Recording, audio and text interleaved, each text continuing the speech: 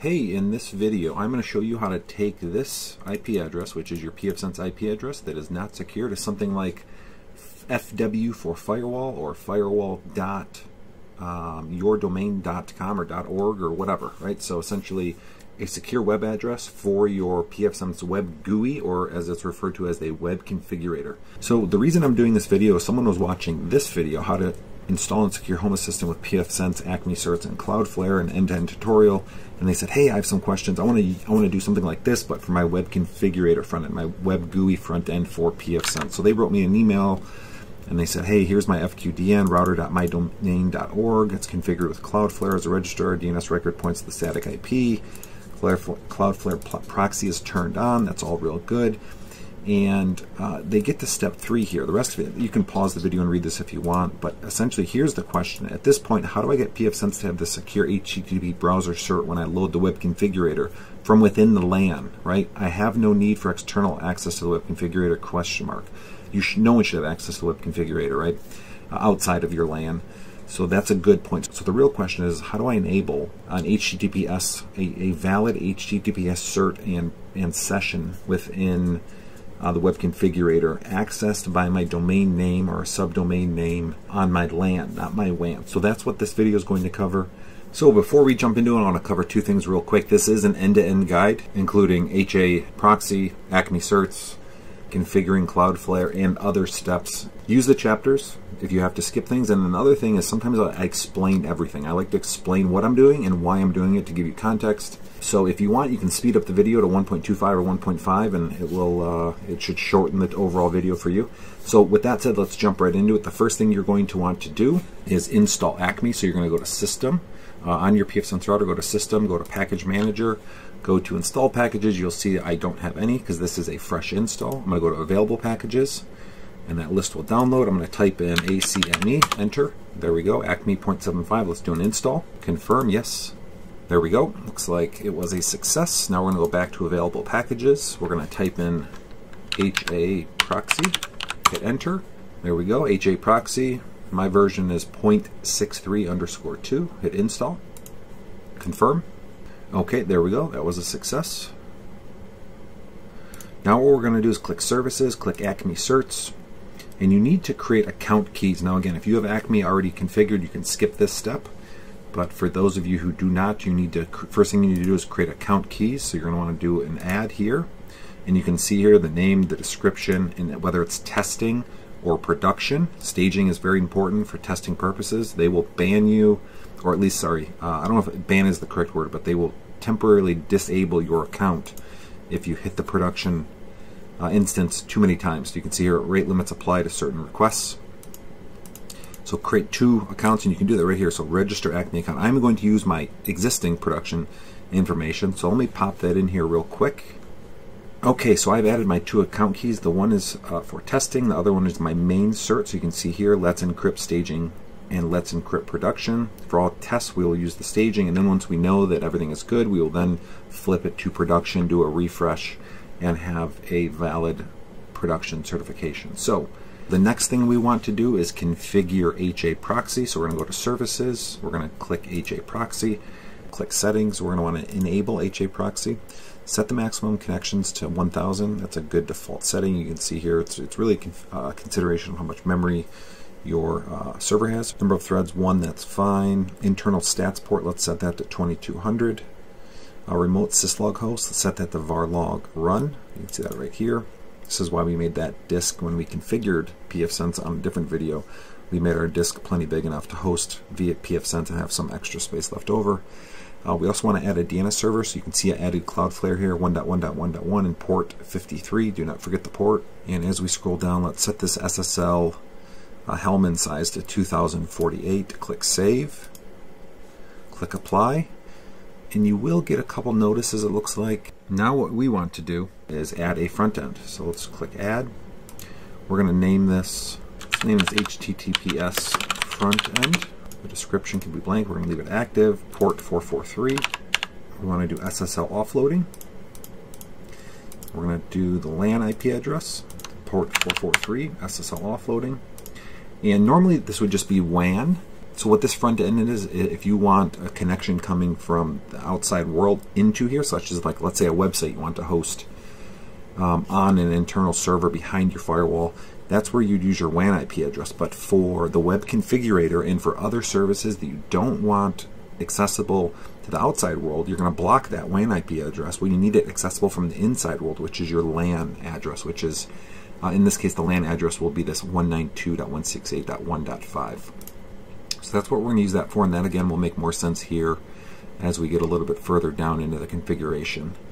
We should be good here. We will need to come back and revisit this in a minute, but we can click Save. HAProxy configuration has been changed. Let's click Apply Changes, and there we go. So let's go to the back end, and let's click Add, and we're going to call this, the name is pfSense, the address 192.168.1.5, the port 8443. And that reminds me that I did not change my default port. You can see here it's still the default 443 port, but we actually want to change that in case we want to use 443 for other services. So we're going to, 8443, this is currently wrong, so we're going to quickly change that, but we are going to click Encrypt SSL, and that looks good. Let's scroll down, click Save, click Apply. You can see it's dark because it has not been activated. It's not in use within the front end. That is okay. So let's go click System. Let's click Advanced. And this under Protocol, we're going to change this to HTTPS. And the TCP port, we're going to change to 8443. Let's scroll down and click Save. So you can see here it's going to redirect us to https:// our IP address and then port 8443. I'm just going to do that automatically. Copy this. Copy that, enter. So it's saying your connection is not private. The error is, the certificate is invalid. Yep, that's fine.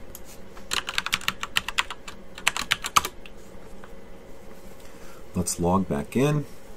So now let's jump over to Cloudflare. You can see on the top left I have cloudautomation.blog. What I want to do is I want to add an additional record. So I'm going to click Add Record. And for this, it's going to be an A-type record. I'm going to call this Firewall.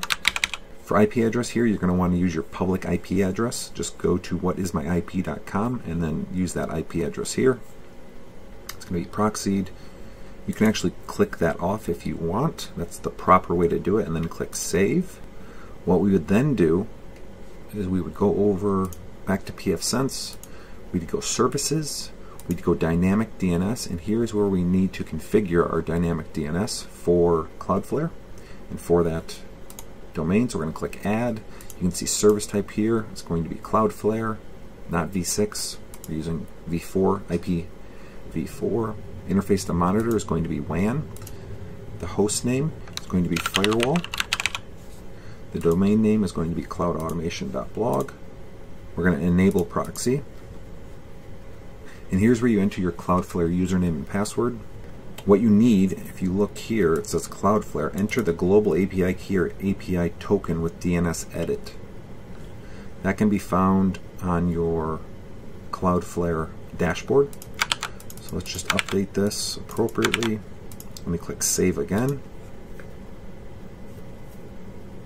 And again, this is going to take a second. You can see here the status is a green check mark, and you can see my cached IP address, which I know you can't see because I'm going to blur this out, but it is green and we are good to go. So if I jump back to, if I was to jump back or you're to jump back to your Cloudflare dashboard, you would see that that is now cached.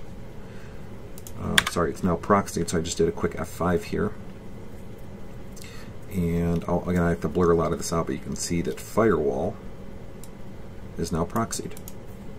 So now what we're going to do, going back to pfSense, we're going to go over to Services, we're going to go to ACME Certs, and we're going to add a cert. We're going to call this one our Firewall Cert. Description, that's fine. It's active. We're going to use the ACME testing account. And here, the domain name will be Firewall. The method is going to be DNS and Cloudflare. You can see here a bunch of information pops up: Cloudflare API key, your email address, your token, account ID, and zone ID. All of this can be found in your Cloudflare dashboard, which if I click over to mine real quick and I go here to the overview, you will see your, which I have to blur this out, but you'll see at the bottom right your zone ID and your account ID. You can click to copy both of those. And then if you click your profile on the top right, you go to My Profile, and then on the left you're going to go to API Tokens, and then you can see here your API token may be empty here. You actually have to create an API token with zone DNS permission, all zones. You can see it's active. And then also you're going to need your global API key, which is here. Copy all of that information. You're going to want to populate it here. Your domain name needs to be your FQDN, your fully qualified domain name. So it's going to be firewall.yourdomain.com.org, whatever. Mine's .blog. So firewall.cloudautomation.blog. All the information below needs to be filled out. Scroll down, click Save. You're now going to have, under ACME Cert, you're going to have this firewall cert here. The account is home testing.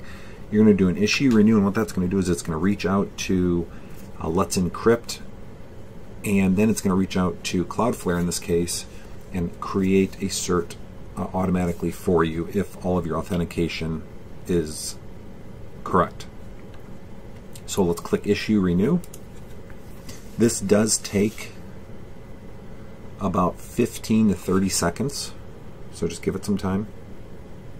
Okay, so green is good. When we see green, we're in a good spot.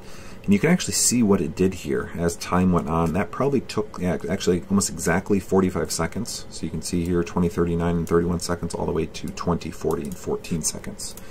You can see here it's saying using that cert, it's registering the account with ACME at Let's Encrypt. It says I'm already registered. Here's my blueprint. You can see getting web root for the domain name that we requested, adding a text value to the Cloudflare site. That all worked. You can see at the bottom, cert success with the beginning part of that cert. So if we go back to certificates, we will now see that this certificate was issued today, Monday, February 12th, and it's good until Sunday, May 12th. But now what we want to do is we want to flip this to a production cert. So let's go back to the certificate, hit the little pencil there, and we're just going to, ACME account, we're going to flip it to prod, scroll down, click Save, and then we're going to do another issue renew. Okay, again we see green, which is good. So we know that our certificate is working. Now what we're going to do is we're going to go back to HAProxy. I know we're jumping around a little bit, but this is the proper process. Go back to HAProxy. We're going to edit this front end. So let's click Edit. We're going to scroll down and we're going to add an access control list. So this little button there, we're going to call this one Firewall. Host starts with firewall.cloudautomation.blog. Okay. Scroll down again to action. It's going to be use backend, and the condition will be firewall. Condition ACL name. So it's this name right here that we're going to put in here. We're saying if it matches this, so if that matches this, then we're going to use the backend of pfSense firewall. We're going to continue to scroll down. And additional certificates, we're going to add an additional cert. We want to select this firewall cert here. That is one that we just created. We're going to click Save. HAProxy configuration has changed. Apply changes. So let's go to Stats. And you can see here, yeah, it looks like this pfSense backend is down, which is interesting because that's our server that we're running on. So you should be able to go to Stats, and yours should be up. I think it's because I had it set to HTTP and not basic. So let's try basic. Click Save. Click Apply. Go to Stats, and there we go. So it is now up. Perfect. So what we should be able to do now is go to that. So we should be able to go to that link now, https://firewall.cloudautomation.blog. Hit enter, and that worked. So it looks like we're getting a different error now. Potential DNS rebind attack detected.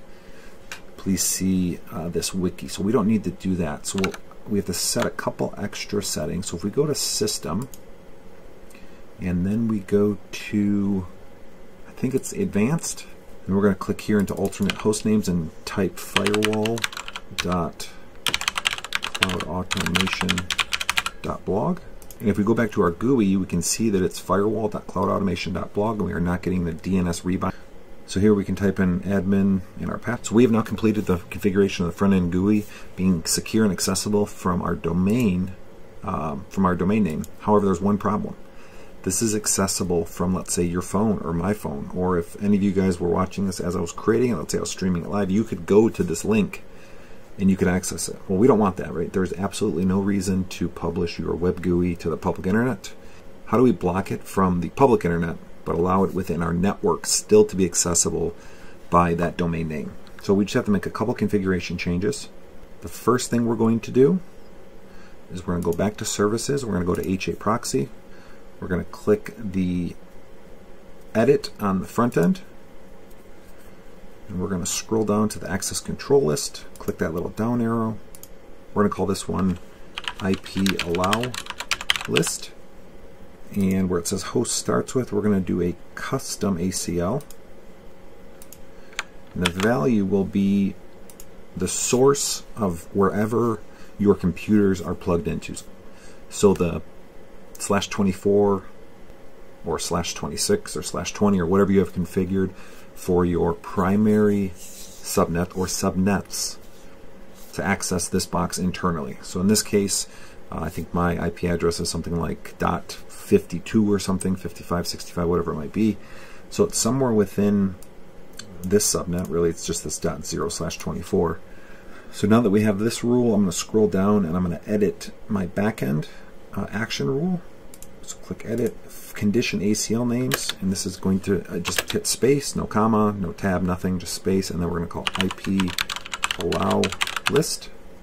Scroll down, click save, click apply changes, and now, now jumping back to the computer, if I hit F5, even though we've enabled it as an IP whitelist, and I know my computer is on that 192.168 network, I am getting an internal server error. Why is that? This is expected, but I want to explain why it is. So this rule is allowing 443 in and out. And then obviously DNS can go in and out. So what's happening to that DNS request is it's going out of your computer or out of your phone, even though you're on your network, and it wants to go to its source. Its source is going to be, even though it's this router is doing all of the translation, and it can cache that DNS request locally, it's going to go out to Cloudflare and then route that request back through Cloudflare, and your web server, pfSense is going to see that source request coming from some other IP address outside of the network, and then hit that server and then return it all the way back to Cloudflare and then all the way back, right back to you. It's essentially hairpinning twice. How do we? So it's expected that Cloudflare is going to block that request. It's not coming from 192.168.1.x. It's coming from some other IP address, which we could, if we dove into the logs a little bit, we could see what IP address it's coming from. But I know for a fact that it's not coming from a 192.168.1.x IP address. So how do we allow your router, your pfSense router, to handle that request, and instead of hairpinning all the way out to Cloudflare or some other DNS server you might be using, hairpin it directly to this pfSense server and then return it to you locally. And if you return it locally, we can use that rule, that 192.168.1.x source rule, and it should work. So how do we do that? We go back to services. We're going to go to DNS Resolver. It looks like we have a notice here. We can ignore that right now. You can see DNS Resolver is enabled. Down here under host overrides, we want to click add. So the name of the host without the domain part. So the host here is going to be firewall. The domain is going to be cloud automation. The IP address, this is the return IP address. In this case, we're going to use our 192.168.1.5.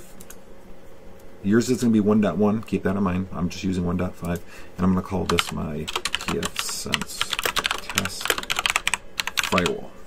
So additional host names, you could add additional names underneath this cloudautomation.blog or under your domain 1234. So it could be, maybe some smart home automation, maybe some camera systems, various servers, right? If you had web servers posted underneath this. You could put them here, same domain, and then a description very similar to this right here, but all under the same host override. So let's click Save. DNS Resolver configurations have changed. Apply changes. So now we should be able to go back here where we're getting that server error, or on your phone or wherever you're testing, hit F5, and it should work. I think I know the problem. This is a very common problem when you're making changes to DNS. Your DNS information is all cached, right? So you can purge your DNS, you can do a bunch of things. The easiest way to just get around this and test if it's actually an error with your configuration or something that's a little sticky, shall I say, is go to Chrome, right-click on Chrome, do New Incognito window, and just paste your link into this window. Hit Enter, and you will see it worked. And log in. Okay, there we go. Now, one thing that I'm seeing is when I configured this box originally, you can see the name here is pfSense.cloudautomation.blog. Obviously, it's firewall.cloudautomation.blog. And if you want to know if this is working somewhat correctly, it's probably not the best way to know if it's working correctly, but to know if the resolution and the certificates and all of that are actually working. If you go to HAProxy and then you go to Stats, you should see something like this. So you can see here firewall, you can see the number of total sessions, you can see bytes in and out, and you can see the status uptime, 37 minutes. Ignore that it's from the snipping tool. I just had to hide some information, but you should see some activity. That means that pfSense is essentially being the intermediary or broker for all DNS requests, for domain requests, using Cloudflare, using ACME Certs, and then using HAProxy, obviously. The only thing I didn't cover in depth here is how to actually configure Cloudflare. It's pretty straightforward. If you don't know how to do it, I'll go over a quick overview. Log in your Cloudflare account, and then you're going to get a dashboard that looks like this. Click Add Site over here. Follow the steps for the domain name that you want to populate. Now, I have all of my domain names registered with a different registrar, so I have to then go into that registrar, which it'll tell you, and then update the DNS servers to Cloudflare's DNS servers. Right? Once you do that, then Cloudflare will essentially authorize that domain name to be managed through Cloudflare using the Cloudflare DNS servers. And then what you're going to want to do is step through that process. And then once you have stepped through that process, you have to go through a verification process. Again, the DNS servers have to be updated. And once that verification process is completed, it takes anywhere between about 15 minutes and I've heard up to a couple days, depending on who your registrar is. You're going to get a screen that's going to look like this. And then you're going to want to go over to SSL TLS on the left, go to Overview, and you want to make sure that you have strict enabled, full strict. Also enable this checkbox here for SSL/TLS recommender. I hope that was helpful. If you guys have any questions, if I moved too quickly, if I didn't cover something, if I talked too slowly or too fast, please let me know. Leave some comments. I hope this was helpful, and have a good day.